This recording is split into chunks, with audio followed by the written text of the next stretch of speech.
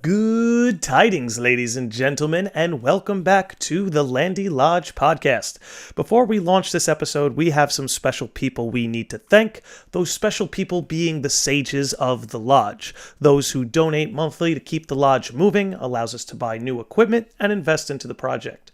So, big shout out and big thank you to Charlotte Astry, Alex Pamal, David Fries, Shane Thomas Driscoll, Chris Perkowski, Corey Barchat, Scott Castellano, the family, Andrew Parker, Nick Taborski, Kevin McBride, Michael Fay, Richard Arnold, and of course, Andrew Clay. If you'd like to become a Sage of the Lodge by donating as little as $1 a month, you can find a link in the episode description, be it whether it's on YouTube or any of the audio platforms, or simply go to my Instagram at the.landy.lodge, and you will find a link in my bio. So, thank you to everybody, thank you to the Sages of the Lodge, and thank you for tuning in. And without further ado, let's get on with it. Ladies and gentlemen, welcome back. There's some exciting stuff in the world of Star Wars, and I bring you who's turning into, I guess, my favorite guest to have on the show because, it nice. seems like we do this podcast thing all the time. Yeah, I think it's just where it's so natural almost that it's like it's almost like we have another show. Thing. It's almost like we have our own show or something. Oh yeah, I mean, what was it called? I forgot. The Midgar minute. Yeah, the Minute Maid minute. Yes. The Minute Maid minute. So all everything you want to ever know about Minute Maid, orange juice, lemonade, all the juices. We don't do that Fanta thing here. We're all with no. Fago only, please. But if there happens to be any crossover, if those of you listening or watching are fans of Final Fantasy VII, all things Final Fantasy VII, from OG to Crisis Core to Remake, Chris and I have a podcast, the Midgar Minute. We're available on all platforms. Just look us up.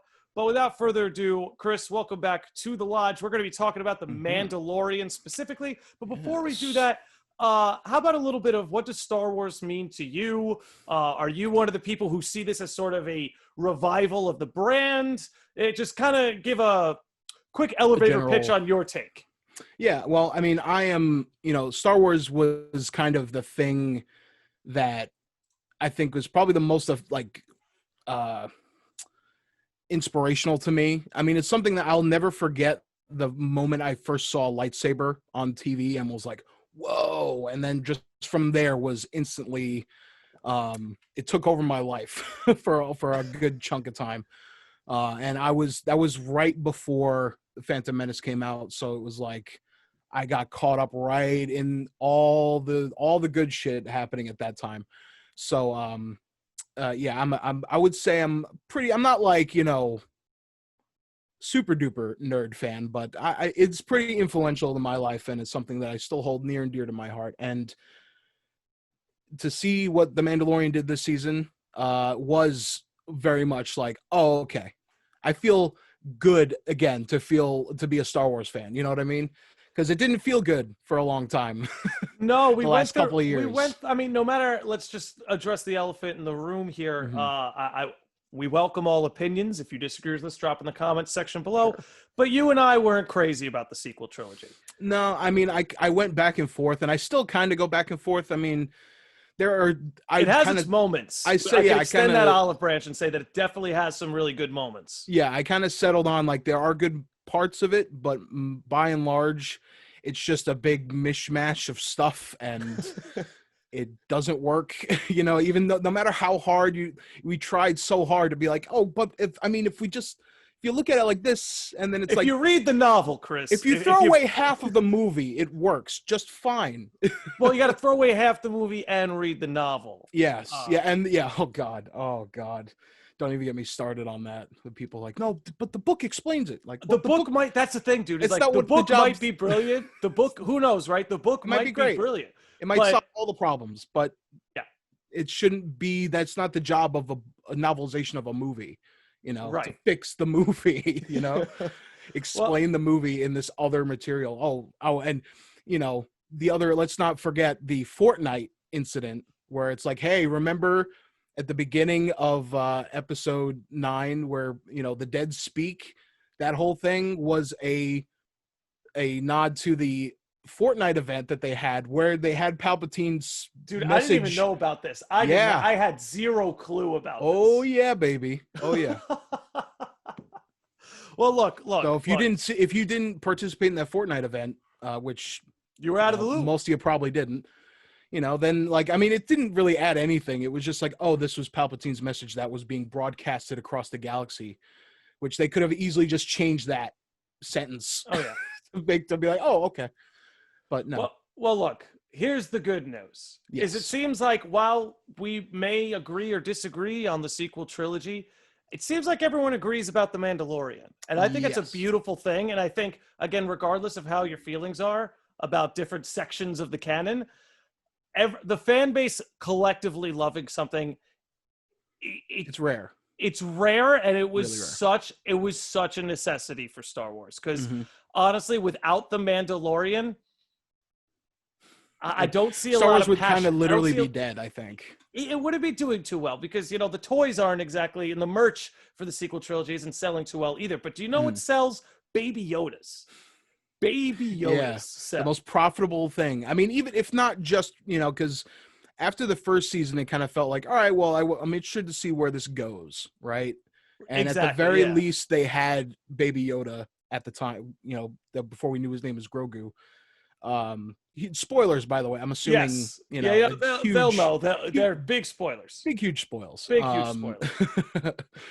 At least they had that going for them, right? But then they took. I love that they took the momentum that first season had, and were just like, let's crank it to 3,000 right now, and just hit after hit after hit at everything you want to see, just one after another. It was kind of like I've never seen anything like that happen before. I've got to say, my personal opinion, I feel the second half of season 2 is far stronger than the first. Yeah, because I think the biggest criticism of the first season was that there wasn't a lot of momentum, really. Like the story was moving, but there was also a lot of like space adventures, which I'm not. Lots of side quests. Yeah, like I don't mind that. I'm a big Cowboy Bebop fan. I like just random space adventures. But I do understand people. There's only 8 episodes. You want the plot to move along. You want a dense plot, and I can understand that. And people were starting to fear that with the second season, with like the second episode with the frog lady and the spider ant things, which I like that episode. But I get it. But then, literally from that episode forward, it was pretty much. And even like Bill Burr's episode wasn't like, it was still moving the plot along, but it was still like a slower episode. And that was probably my favorite episode aside from the finale.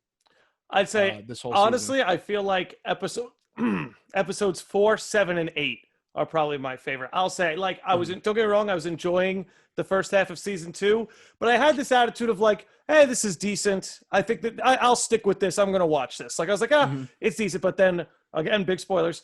Once we got to Ahsoka Tano, I was like, oh, so we're doing it. They didn't fuck it up, which I wasn't really worried that was going to happen. But, I feel like being through so much, Chris. Yeah, being a Star Wars fan, it's like, for lack of a better term, like beaten dog syndrome.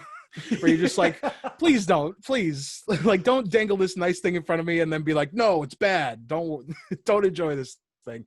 But Dave Filoni, who has been making the Clone Wars show, which this is a public service announcement. Everybody, if you're watching this and you haven't seen Clone Wars or Rebels, I highly recommend that you do. Clone Wars is there's a lot of Clone Wars to go through, but it's definitely worth your time, and especially with where things are going now, it's more beneficial to you to have knowledge of what goes on in those shows, especially with Ahsoka and like the whole Admiral Thrawn thing. I mean, that you don't need to know. I mean, it has big implications if you have seen Rebels and you do know what that is. But if you know who Admiral Thrawn is at all, that was the biggest name drop, I think, of this entire season. See, I got to be honest with you. I'm of the kin. I have not seen Clone Wars. I've not seen Rebels, so it wasn't much of a name drop for me. Admiral Thrawn now, because Admiral Thrawn is a guy that's been around since like the EU days.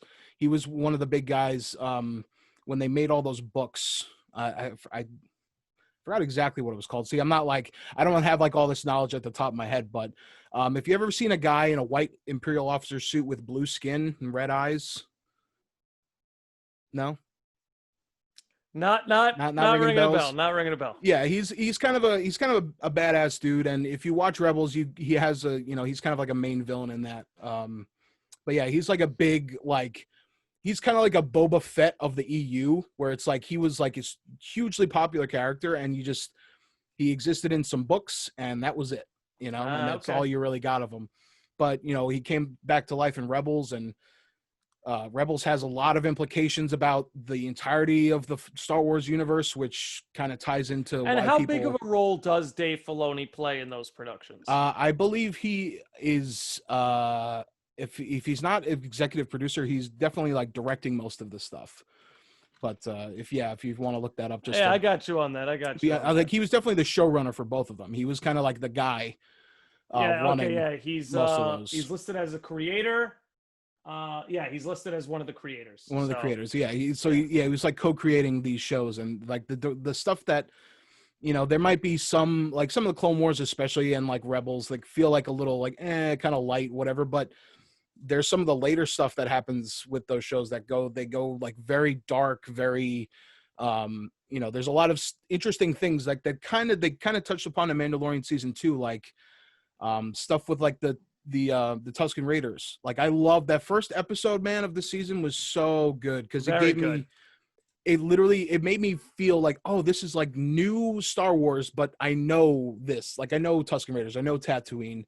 Well, it was a fresh look at those things and kind of being like, let's just give more texture to these things that we already know about, and if you played something like KOTOR or something, like you can remember some of those, like when you're doing those missions on Tatooine and dealing with the Tusken Raiders and, kind of learning their history in a little bit. Now seeing that represented in something like The Mandalorian is like a huge thing, Well, in regards to that, I feel like The Mandalorian's biggest strength is also its biggest weakness, in that it's playing it safe in many ways, and that's not a bad thing. But like in many regards, whether it's referencing the canon, whether it's callbacks to say like Rebels and Clone Wars, like you're bringing up, it seems like a love letter to the fans. It seems like Dave Filoni's taking this very seriously, and he kind of wants to let people know, like, hey, the people who still love this as much as you do are involved. Yeah, and we're gonna give you what you want, and we're not gonna do anything radical right now. Because, like, say what you will, The Mandalorian doesn't really mix it up too much. It keeps everything in line, which is what people wanted. That's totally fine. Yeah. But seeing characters like Bo-Katan and, Ahsoka and all these other characters that, were from Is Cara Dune an original character to Mandalorian? Yeah, I believe she is. Yes. Yeah. I love that she got way more screen time this season. It just seems like they're giving people what they want, like on all fronts. Yeah, and it's like, even because if you remember in the first episode, I was a little bit of afraid that they were going to just do like the visual sort of like, hey guys, remember, like here's R4, the bad one that whatever. Here's half of Anakin's pod racer Cobb Vanth is using as a speeder. And I'm like, all right, okay. Like some of that stuff's cool, but at the same time, like, there's lots of Easter eggs. Right. And then it's like, I feel like now they kind of are taking this, extra stuff, like, having Bo-Katan and the Mandalorians and the fight for Mandalore happening and bringing that I want to talk into, about that. Yes. I want to talk about the Darksaber. You know me, and I think you might know where I'm going with this because you know how my brain works. Mm-hmm. But what I found the most compelling about the Darksaber was that, I forgot what the exact line was, but it was that idea of, no, the story is what has power. And seeing Mando holding the Darksaber, almost as if it's like, it's like the Star Wars universe is resting on him, right? Mm-hmm. It's like the fan base, the online communities, it's all resting on him. He has the power of the Star Wars story in his hand. I don't even want it. Just take it. Seriously. I don't even want this right now. And like, who would want that responsibility, right? When you think about it. I give it, like, Bo-Katan wants it. I mean, I'm not up to date on my, Do you think Bo-Katan is Kathleen Kennedy, and do you think Mando is Dave Filoni? It's No. a joke, but it's a joke. It's a joke. I mean, I know that because it's been a while since I've watched Clone Wars and stuff, so I'm not up to date on like who's the actual next in line for the, you know, because there's the old Mandalore, like the planet Mandalore had a you know, they had Death Watch, which is what Mando's part of, which was like a sort of like radical, like separationist kind of group. And then there was like fighting, like, so there's like these like dueling ideologies, which we see in Mandalorian when, you know, Mando meets up with Bo-Katan, and it's like, hey, we take our helmets off, no problem. And, you know, they even when they were like, oh, he's one of them, you know, it's like kind of that sort of they have like that sort of beef. He's a Scientologist, this one. And I mean, technically the last person that we knew as that was the leader of Mandalore, I mean, if you haven't watched Clone Wars, could you guess? It was someone that you know, and from the movies that you would know. Could you the guess? Leader of Mandalore? Yeah, or Is was. It, or was. Mm-hmm. Was it Boba or Jango Fett? Nope. And it's from the movies. Mm-hmm. It's a character from the Star Wars films that they brought back. Ask prequel or original? Prequel. Or okay, prequel. Okay, that narrows it down a little bit. Fuck. I mean, I was kind of thinking, I'm like, should I even spoil this? But it's not really a spoiler. Like once I say it, you might be like, oh, I feel like I remember them bringing this character back. Any last guesses? Go for it. No last guesses. Who? Darth Maul. Oh. Yeah. So and that's why I say, hey, watch Clone Wars, watch Rebels, because Darth Maul, they bring back Darth Maul into it. And not in like, there's another character too, kind of like Boba Fett, who was like, had all this potential and was dead instantly, you know? And then they brought him back in Clone Wars and Rebels, and that was, you know, he was one of the strongest characters. Kind of blowing my mind right now. Yeah. Yeah, there's a lot of context. I'm not going to tell you how. I mean, it's kind of obvious how he gets to become the leader of Mandalore, because we know how you become. Has to be won in battle. Mm-hmm. But you know, it's like I say, man, Clone Wars and Rebels are definitely worth your time. If you ever, because I was one of those people that when the Clone Wars movie came out after Revenge of the Sith, I was like, no, I'm good. Yeah. I'm sad that Star Wars is over, but I'm not that sad. But you know, after all these years, I've had people recommending it to me many times, and then I was like, all right, finally sat down, and with the, you know, the last season airing last year, it was just seemed like the perfect time, and I watched all of it, and it's great. They explore a lot of stuff that you wanted them to explore in the movies more, but they just didn't have the chance to, I guess. Well, or, you know. Well, here's my thing. One thing that I'll say this, the finale was my favorite episode. Mm-hmm. I went nuts during the last 5-10 minutes, you know, as everybody did. Shaking in my seat. No shame. If you cried, no shame. Choked no shame up. If you choked cried. Up. I'll be honest, choked up. I was like shaking. And well, I stuffed it down, choked up. To be fair, stuffed it down.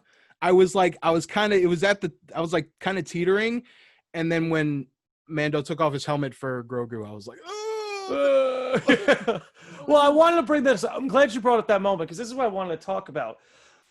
You know, it was my favorite episode of the series, but I had that moment where Grogu is touching his face, and I'm like, I feel like this would have made a great like season 4, season 6. It felt so early, you know. Yeah. And it's that doesn't mean that they can't take it from here and do something awesome, but I almost got that feeling of like, oh, so the first leg is already done. Well, my interpretation of how things are going to go, like, we're not going to see Grogu for like a while. Yeah, like, that's what he's going to be gone for a minute, and then he's probably going to come back as like, I don't know, like a teenager or some shit, or you know, he'll be like slightly bigger. He'll be able to speak, which will be weird.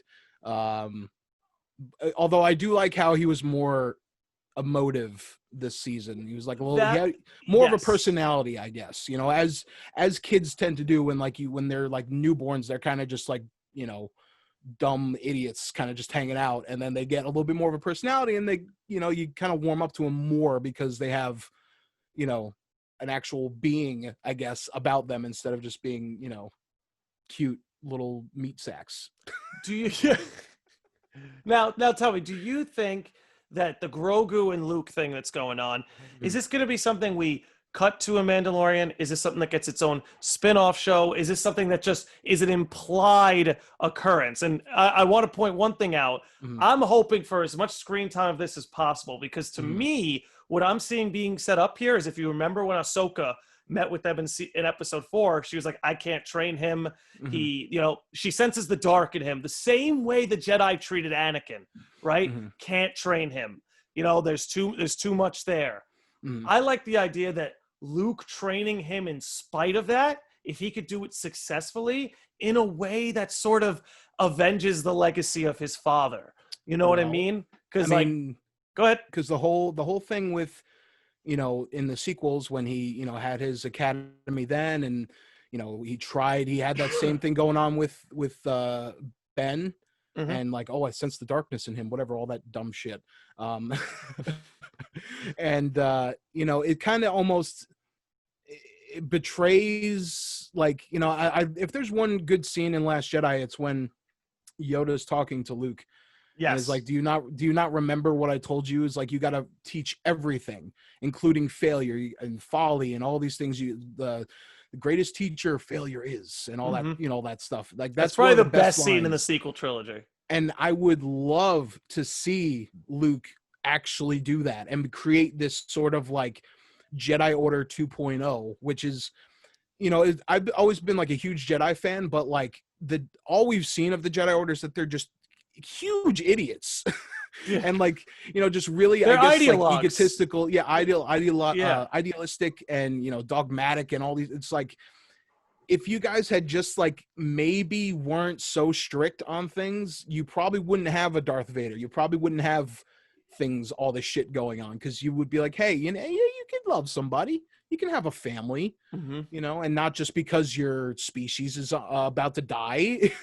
I forgot which. There's one of the Jedi Masters. I feel like he's the only one that is allowed to breed because his species was like on the brink of extinction. I want to say it was like Kiadi Mundi or something like that. I don't know. But anyways, I love, like, that's always been my biggest problem with the Jedi, is that they're so, their ideals get in the way of everything. And Yep. their folly led to the downfall of the galaxy.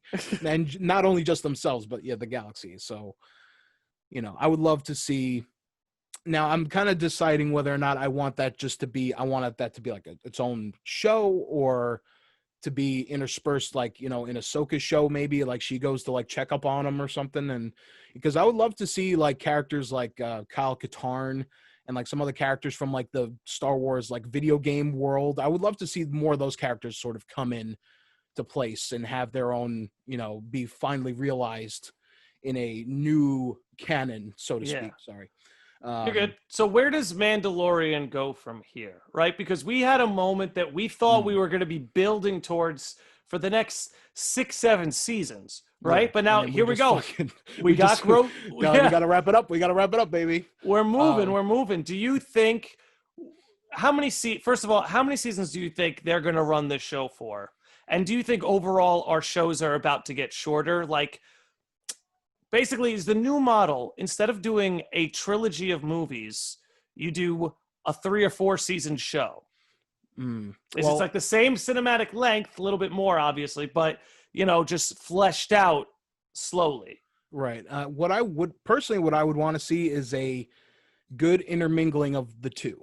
I want them to take, they could still make movies. I'm not adverse to them still making more Star Wars movies, and they're doing that Rogue Squadron movie, which I think would be inoffensive enough, I think. But I think they should take advantage of the fact that they have Disney Plus, and that they can, because it's kind of what I want to see out of Marvel as well. It's like now they're just starting to get the, WandaVision comes out soon, and I want them to start using this platform to sort of to their advantage. So like they don't have to dump all this stuff on a movie or dump it all on a show. It's like you can kind of, if you play You your can flesh cards out a right. whole universe. Right. We don't need to see it just from one point of view, one perspective. You could give Exactly. us several perspectives around the galaxy and give us a big picture. You Yeah. know what I And I mean? think that is the best way to do world building, because like, you can have, like a main narrative in a film, and then you can have, all the sub stories or whatever side stories in a show. And I mean, they announced like 30 different shows, so I it's like saw, dude. it seems like they could potentially go in that direction, and I think it would be great. If, of course, barring that they're not fucked up or do more harm than good, But I think. Do you think they're going to build this whole thing around Grogu? Because let's be honest, he's the most popular Star Wars character probably since Luke and Vader in the OG series. Like, who's more popular in the Star Wars universe than Grogu right now? Right now? Right now. Maybe Luke. Like, that Luke or Vader. That's about it. I mean, the thing is that even though I was saying like Grogu became maybe Yoda more, too. Sorry, he became more of a character in this season. Like, I still feel like he's kind of a nothing character, even though he's cute and he's adorable, and the story kind of takes place around him. But I feel like him as a character isn't like a thing yet.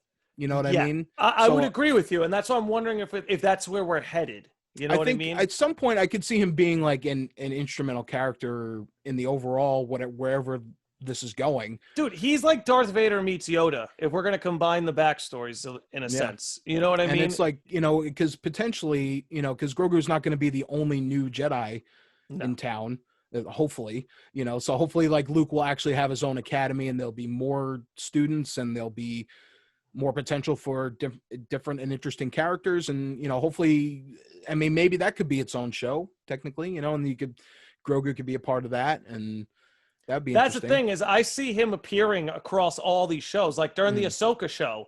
I wouldn't be surprised if she pops in Luke's Academy, and then there's like an Ahsoka Grogu episode. You know what I mean?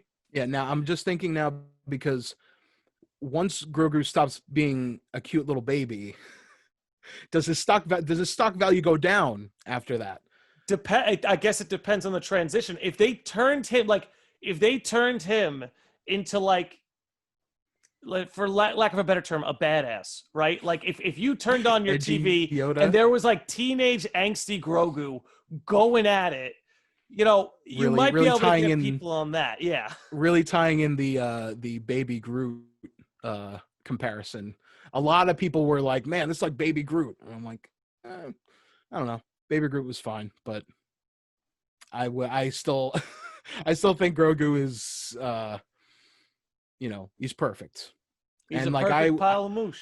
I was always a big fan of the lone wolf and the cub sort of trope. And so I was gonna love the show no matter what, more or less.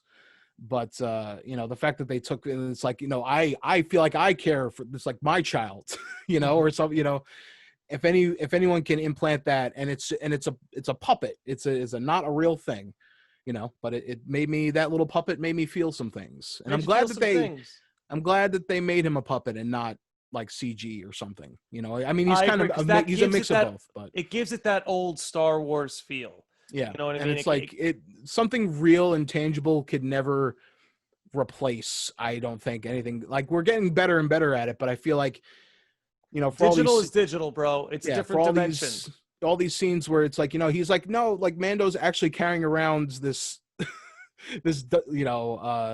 doll in his little, he's just, I feel like it just adds that little bit more, makes it feel like old Star Wars, kind of like you said. Yeah. Let me ask you, do you see a sort of like Mandalore civil war happening now? Do you see Bo-Katan trying to coerce Mando into like an actual duel, and he's just like, nah, I'm not going to actually fight you, and she'll be like, but you have to. I mean, I like, if they really do have to fight, I could totally see Mando just being like, all right, I'm just going to half-ass it. But of course she wouldn't be happy with that, but then it's like, what do you want to actually try and kill me? I mean, I don't know. I mean, Bo-Katan's a pretty strong fighter. She could probably give him a run for his money. And seems pretty glued to her ideals. She is not willing to take that sword just as a handout. She'll judge Mando for having his ideals, but when it comes to her ideals, I don't know. And this is why I think my second favorite scene in the whole season was that the truck drive with Bill Burr. Yes, when he's like, no, you don't have ideals. You'll bend them for the thing, for like whenever you need to. Yeah. Well, yeah. When things start, I forgot exactly what he says, but yeah, when he puts it very eloquently. Yeah, when shit starts to change or something like that. I love that they brought, not only did they bring Bill Burr back, but made him like basically the center point of that episode. And it was such a needed injection of like, man, everyone else in the show talks very weirdly and not how like a normal person talks, because Bill Burr talks like a normal person would. He's like the like sort of like the insert, like the crowd insert character of like, Well, do you know the joke? Do you know like the full joke behind Bill Burr's inclusion? that he used to He used to hate rip on Star Wars. Wars. Yeah. I'm a big fan of Bill Burr. I listened to He's his the man, podcast dude. and was very I thought that's when I first heard that he was being cast in the show at all. I was like, that is the funniest shit I've ever heard. And it's just another example that Favreau and Filoni have their pulse on the Star Wars community. Like from those who hate it to those who love it. And what did they do? They took the man who hated it. He's like, no, you are Star Wars. No, this would be hilarious. Bill. Like if if I was responsible for like hiring people to be in Star Wars, I would definitely, Bill Burr would have been my number one choice, because that'd be like, this is the most hilarious thing. I don't care if everyone hates it. I don't care if you're terrible. And the best part of it all is that he's actually a really good actor. He's a great actor, like and he introduced more moral nuance than we've seen since 1981. Let's be honest, right? Yeah, no, absolutely. And like, I mean, that scene when he's talking to the guy that he used to serve under, like that whole thing is so good, like so tense. And you know, you have like that added drama of like, oh, you have Mando here without his helmet on. You know, and it's just and whoever the actor is that played like his superior, he's superior, that guy, look, so good. I love like guys that are just like unapologetically like pieces of shit. If you could get me to hate you, I'll secretly kind of love you. Yeah, I'll just be like, it's always got to be a guy with like kind of like almost like a southern drawl, kind of, all those engines, I'll tell you something, like, kind of one of those head guys. Wobble and everything. Yeah, dude. Because obviously the guy's had a few drinks, of course, because he's a piece of shit. He's a blood-soaked monster. Yeah. So, and Can't then I also a few drinks.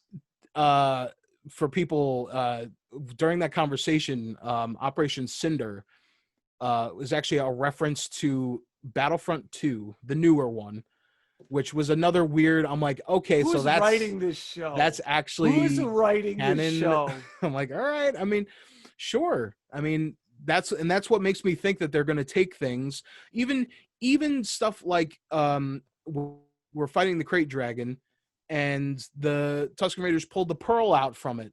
I'm like, that was like in KOTOR, like when you go and kill a Crate Dragon, you get the pearl from it. I'm like, what a tiny little detail that didn't have to be in there, but the fact that it is in there makes me think like, oh, they actually thought about these things. And I'm like, that makes me more like comfortable and excited that these guys are going to do the cool shit going forward, and as Disney takes its rightful place in the background, being the money guys, then it's fine.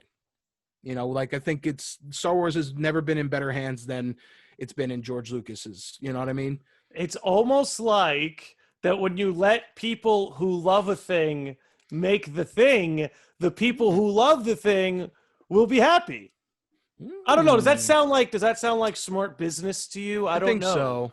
And for people who want to make us hear us make similar points, go listen to the Midgar Minute podcast, where we not only do we reference Star Wars a lot in that show, we also are like, this is basically exactly what you just said. We have it's like when you give people who are passionate and know about the thing, they make better thing than guy that's just there for money, Yeah, exactly. It's Jesus. But listen, look, there's a lot to be excited about if you're a Star Wars fan, which, of all the things, of all the blows 2020 dealt us, I never thought I'd be at the end of 2020 going, Star Wars has got me excited. Like, everything is upside down. With everything else going to shit. The one thing that gets fixed is fucking Star Wars. I didn't even think about that. Is that what it costs to get Star Wars back on track? Just, wipe out, a couple million people. That's all it takes, and have everything else everything being on fire around us constantly all the time.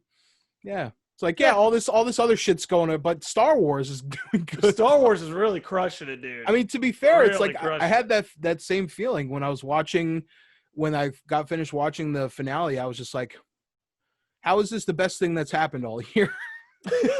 Like, I'm glad that it happened, but I'm like, Jesus, like, this is how bad last year was. That it was just like, seeing Mark Hamill, or Luke CGI Skywalker Hamill.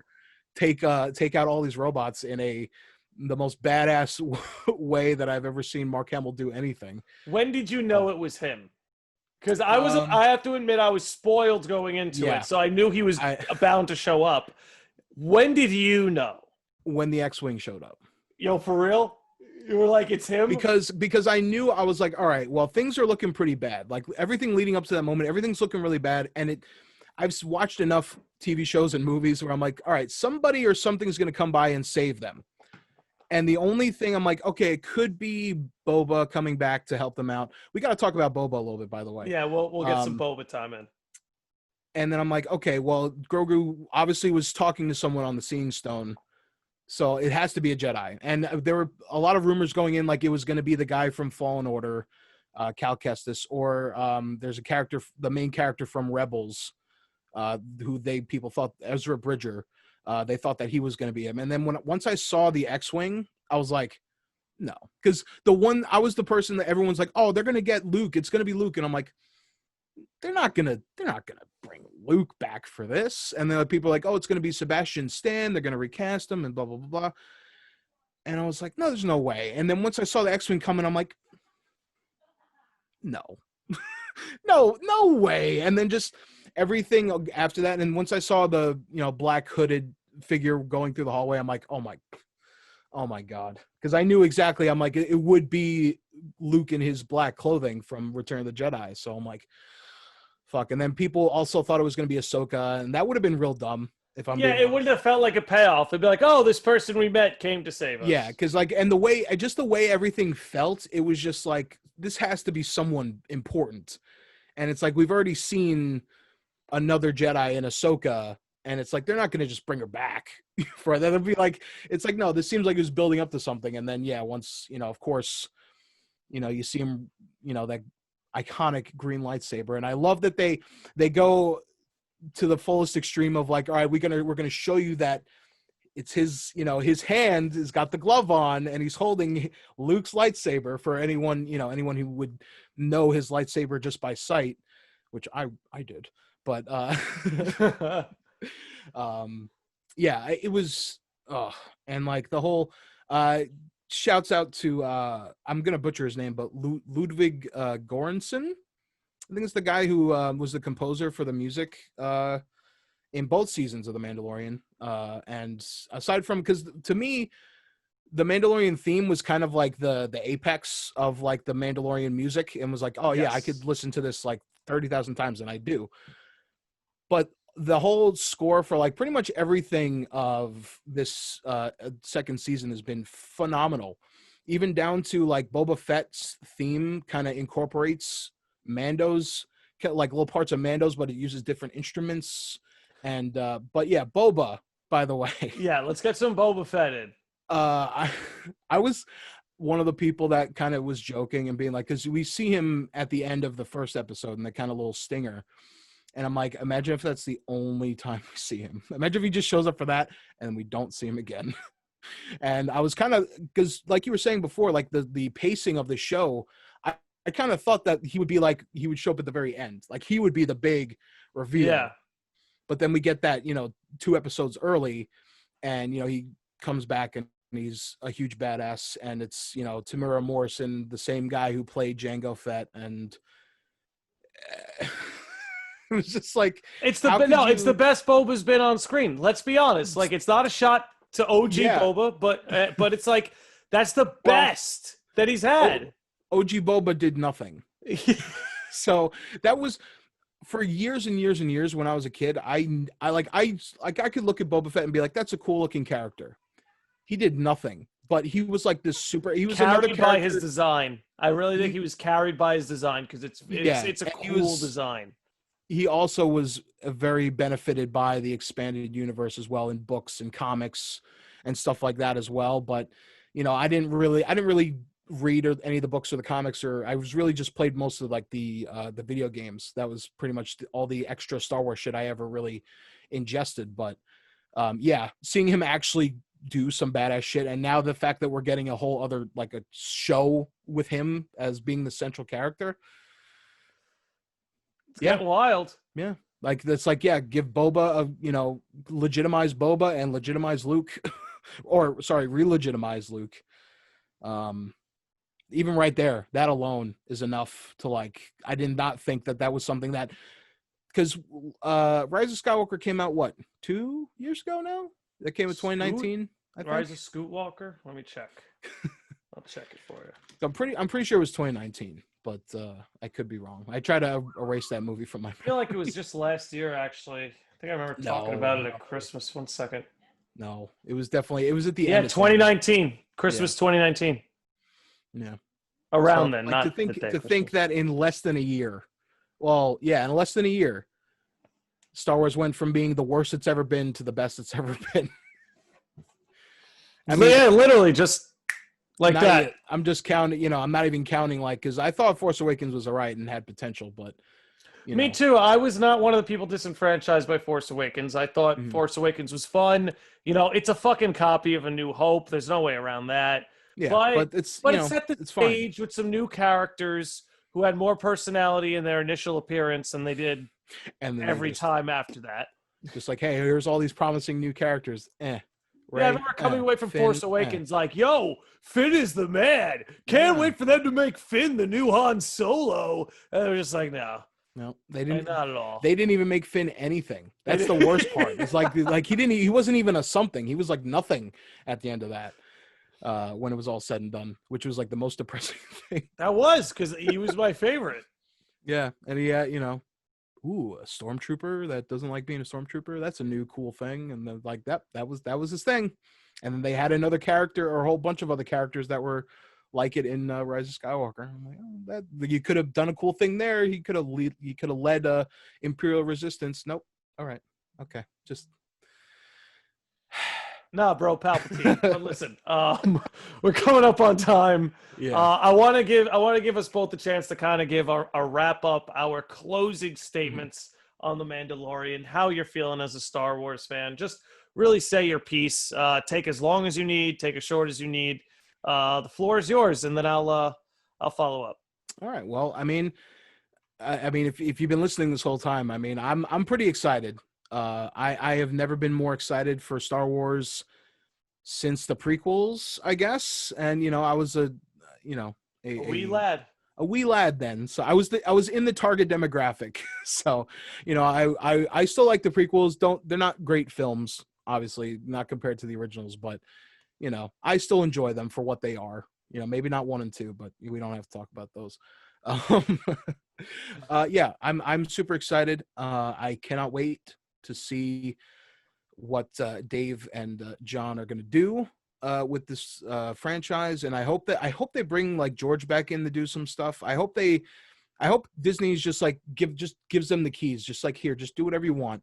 Like, just tell us tell us how much money you need. That's my thing, man. I'm sorry to interrupt you very quickly, but I think Disney's pretty laissez-faire about it. I think they just want. Yeah. I think they learned their lesson. Yeah, surprisingly somehow. Because it's usually like corporations like Disney usually don't learn their lessons like that quickly.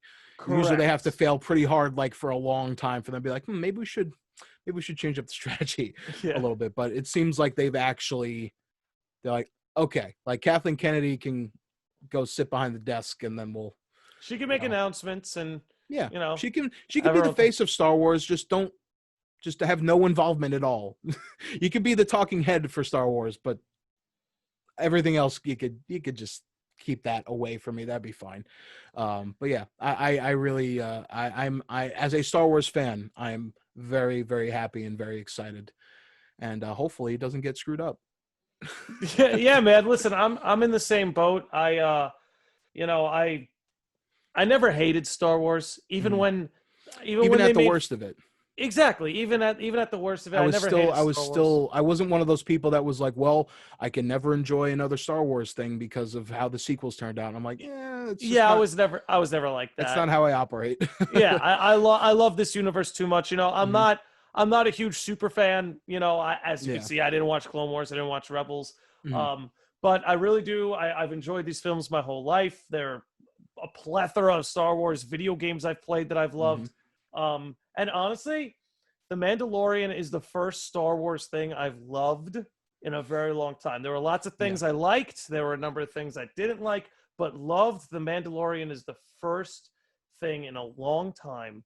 And I'm hoping, right? I'm hoping that as Star Wars goes, the world goes. Because Yeah. that's what happened when the OG trilogy came around. But anyway, my point there is I hope that the lesson has been learned that when it comes to these franchises that have such loyal and passionate fan bases, you need someone with that same loyalty and passion to make the stories, to Mhm. make the characters, the content, the whole thing.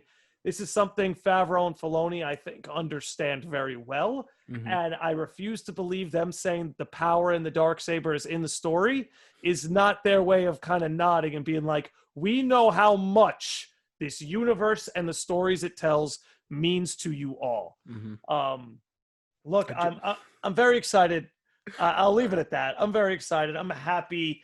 I hope the Ahsoka show is this good. Mhm. I just hope the quality keeps getting better because season 2 is better than season 1. It's not a perfect show. It's got its flaws. It's very formulaic, but you Mhm. know what Star Wars fans want? We want to have fun. Mhm. That's it. We just want to have fun. Yep. We don't And need this to is a learn fun about show. political trade disputes. No. We want fun space adventures. That's Fun all we space want. adventures where Just give friends can us learn about one another. Yeah, and occasionally you have a space wizard in there. All the better, you know. But yeah, listen, do you got anything else you want to say before we No, close this out? no. I think that's it for me. All righty. Well, listen, everybody who tuned in and everybody who watched, thank you so very much. Couldn't do this without all of you. Couldn't do it without the stages of the lodge.